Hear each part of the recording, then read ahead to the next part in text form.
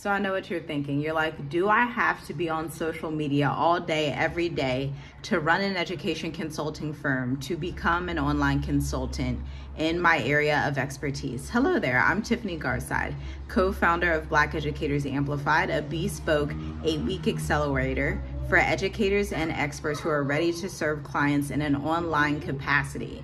I'm also the owner of Tiffy G Writes, a 9-year-old marketing firm that has served clients in finance, real estate, e-commerce, wellness, functional medicine, basically every single industry that you can think of. So we've been running Black Educators Amplified for over a year now, and we get this question in different ways. Sometimes our clients will ask, hey, do I have to be on social media all the time? Sometimes clients will ask, what kind of content should I be creating for social media? Am I like an influencer? Am I trying to amass a lot of followers? What is your perspective? And so I'm here to answer that today again, because there is a lot of nuance in the market. You're hearing about a lot of geopolitical shifts. You're hearing the R word, recession. A client and I were just talking last week. We were doing our bi-monthly strategy sessions. We've been doing them for over a year now. This is a yearly client in the firm, over $50K per year contract. And she said to me, she's like, I'm so grateful that I have you as my email copywriter, as my messaging strategist, because so many finance companies are going out of business. I'm so thankful for you. I don't know where I would be without you, because she's still able to make sales even when her market is shifting. There's a clear divide in the market, and partially it's due to AI, to be quite honest. Most marketers don't talk about this. Most gurus don't even understand this, because most people haven't even been in the game long enough to understand how different the market is since 2016. But I'm going to tell you right now, and the online business sphere, and education consulting, and being a freelance marketing specialist, graphic design, service provider, engineer, whatever your expertise is in, even if you have an online law firm and you're trying to market to your audience, but you're seeing some resistance, let me tell you what the main issue is. It's messaging and positioning, which is another word for copywriting and education. All of these words are synonyms: messaging, positioning, education, copywriting. They're all essentially saying the same thing. How you speak to your people matters. So gone are the days where you could just post one random post on Instagram and it would automatically convert clients. Now buyers are more sophisticated, okay? And so it's going to take some additional touch points. Not only that, but right out the gate, people don't trust you. And you should have this mindset, or the copywriter that you're working with, the marketing specialist, should have this mindset going in. And so your website copy needs to distill any issues that your audience may have as it relates to your offers. Meaning, if your offer's too generic, if you're saying, hey, I help every small business owner with their taxes, if you're saying, hey, I'm an educational consultant for every subject, or for children who are 10 years old, you need to niche down by a specific subject. Even in Black Educators Amplified, the last cohort 5, we had someone in there that's actually an electrician, 20 years of experience. But he didn't have a website. He was signing government contracts, but he didn't have his own personal brand. He wanted to go ahead and move to like Ghana, Burkina Faso, and start his education consulting there, educating electricians on how they can become better electricians, tutoring them, helping them in the field, helping them with their mindset, all of those types of things. And so the main differentiator that he was able to overcome in the program was like, oh, I do have to have a personal brand. This is the main difference between businesses that stay in business for the long haul and businesses that don't. Personal branding. And there's like this insane myth, I'm about to bust it right now, this insane myth out there that your name cannot be a personal brand and should not be your personal brand. But we are in the era of personal brand, meaning your business LLC, even if it's eventually a S Corp making over $250K per year, can be your first name and associates, your first name creative, your first name consulting, your first name educational solutions. That's actually an advantage. One, because you're going to leave a legacy for your children that's going to have your name, your family's name on it. Number two, people don't want to work with corporations anymore. People already don't trust the state. They don't trust the government. They don't trust anything that looks too corporate. That's why clients, when I come on here and I'm myself in my wonderful head wrap that I just bought, a few days ago, and I show up on camera and I speak to you face to face, and I speak the way that I talk, and I come to you in a very authentic sense, it does better than people who just put up these advertisements, have up these graphics, but have no true message. Because in this economy, people don't want the glitz and glam. They want the meat and potatoes. They want the intentionality. They want the message. They want to understand. Can I trust this person? Do I feel like I want to trust this person? What's their philosophy? Do I agree with their philosophy? This is why I come online to share my philosophy with you so that you can decide whether you agree with it or not, right? You need to have that same approach in business. And so back to the main question, do you need to be on social media? Yes, but do you need to be on social media all the time? Absolutely not. Do you need to be an influencer? Heck no. Please don't take that route if you're in professional services. You're not influencing anybody. You're not trying to sell deodorant. That's not the goal. So you're not going to create influencer content. Instead, what you're going to create is what I call empathy driven narrative content about identity, content about the struggles of somebody before they come and work with your business and come into your consulting incubator. This is the content that needs to be produced.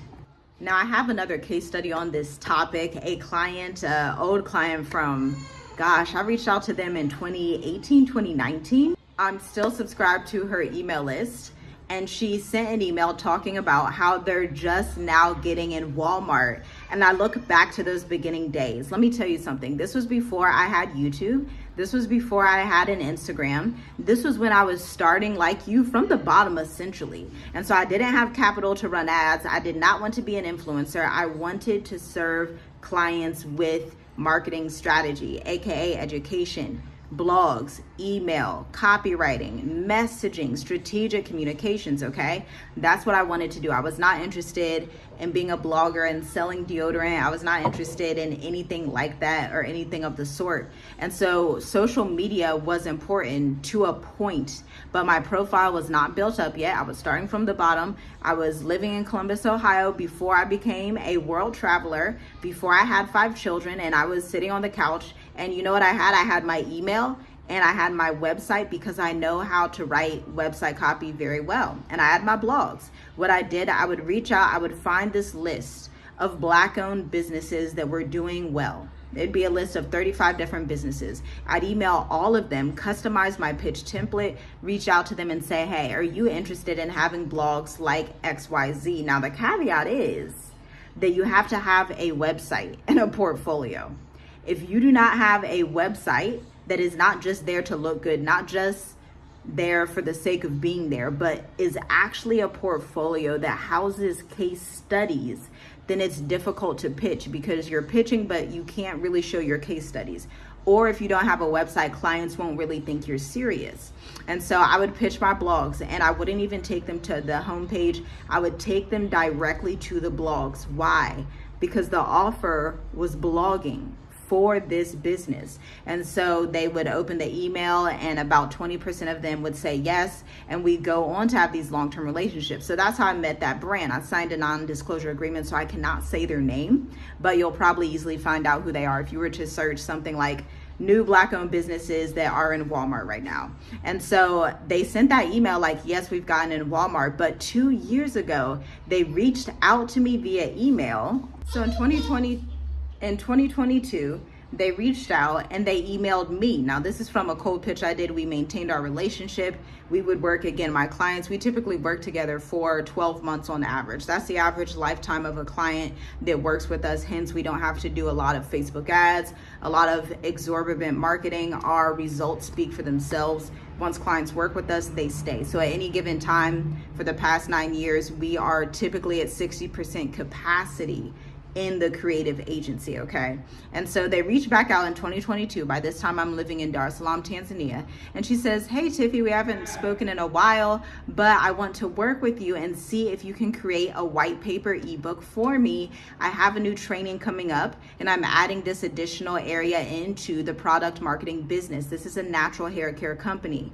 Let me tell you, okay? She took it upon herself not to just sell products, but to educate and do professional training so that she could diversify her revenue. So she was not just relying on selling her hair care creams, which, by the way, are fantastic, which is why she's in Walmart now. But she took it upon herself to care about training, education, and messaging. She's actually a chemist. And so it's always easier for us in Black Educators Amplified and our marketing firm to work with people in academia who value education, because people that value education understand the context of I have to communicate strategically. It's not all about the graphics. It's not all about vanity metrics. It's not about trending audio. It's not about what everyone's saying you should do. The only thing that matters in business is your message.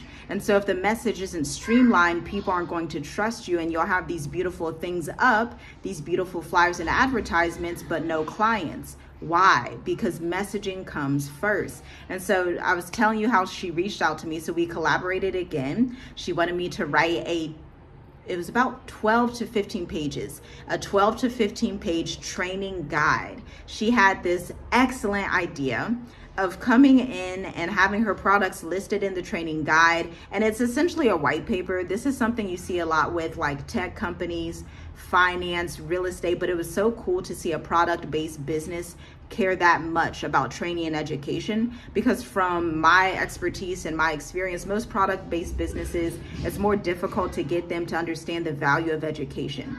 But again, this is a chemist, and so she already values education. And so we put together this training manual. I write it, I design it, simple design, and she goes on to make tens of thousands in record time. She still uses it to this day because she started doing hair care consultations. I don't want nobody to tell y'all, again, Black owned company out of Maryland, okay? I don't want nobody to tell y'all that you can't use education consulting as a product-based business, as any type of business. She literally did it, diversified her revenue, got more traction for her business, and was able to be in Walmart because of what? Valuing blogging, ebooks, and messaging and education for her audience. So you could literally, in the next few years' time, depending on how serious you are with your education consulting, be on stages, be on international stages, be in different stores, be on different podcasts, be getting your message out there so you can serve your clients at a higher level, because she began doing virtual natural hair consultations, offering packages. She would ship her products. She would also get virtual consultations. And so it's this package that was really not like anything else out there on the market, but it required what? Blogging, ebooks, white papers to go ahead and show the audience, this is our approach to hair care. It's different than most people because she's a chemist. We wrote that in the copy, in the content. She was a chemist. She's like, look, my approach is different. She's listing the ingredients. She's listing her process. She's lifting the myths, her unique selling propositions, what makes her different from those other hair care products out there. And it has given her a spot in Walmart. Not all companies make it to Walmart, but our clients do. Our clients make it to Walmart, Target. They make it to businesses that are international, stores in Nigeria. Our clients make it big. Our clients have been featured in Bloomberg, make $40,000 per month. Our clients go on to start their own miniature online schools so that they can have free time and not rely on a 9-to-5. But again, it's all due to one thing: messaging. How well they're able to distill and articulate their message in an online format via a guide, an ebook, a website, a marketing strategy, okay? An education consulting strategy. And so that's why I wanted to share with you. This is a pretty short video. Back to the main headline. I need to ask you, do you think your business needs to be on social media? Every business has to be on social media, but you do not have to be an influencer or go viral to book clients. Instead, you need to know how to write a proper message, base it on product marketing, know how to bring a product to market and create demand for that product. which goes into everything that we just talked about today. Now, if you like what I'm talking about, if you're new here, I encourage you to binge the Black Educators Amplified playlist so that you can see case studies, results, testimonials, and check out the enrollment guide. It's about 5 to 7 pages going over the same case studies, testimonials, so you can see if the program is right for you. Because at the end of the day, we are in a time in the world, especially for those of you in America, where the decisions you make today, the actions you take, are going to dictate whether you have a business that thrives or sinks. In a recession, in geopolitical turmoil, there is money to be made. There's resources that are flowing abundantly, but only for those who care about messaging and creating empathy-driven narratives. So I'll talk to you in the next video. I encourage you to join Black Educators Amplified Cohort 6 starting April 27th at 2 p.m. Eastern. You can check out the link in the description to see if it's right for you and to book a free Black Educators Amplified discovery session. I'll talk to you soon.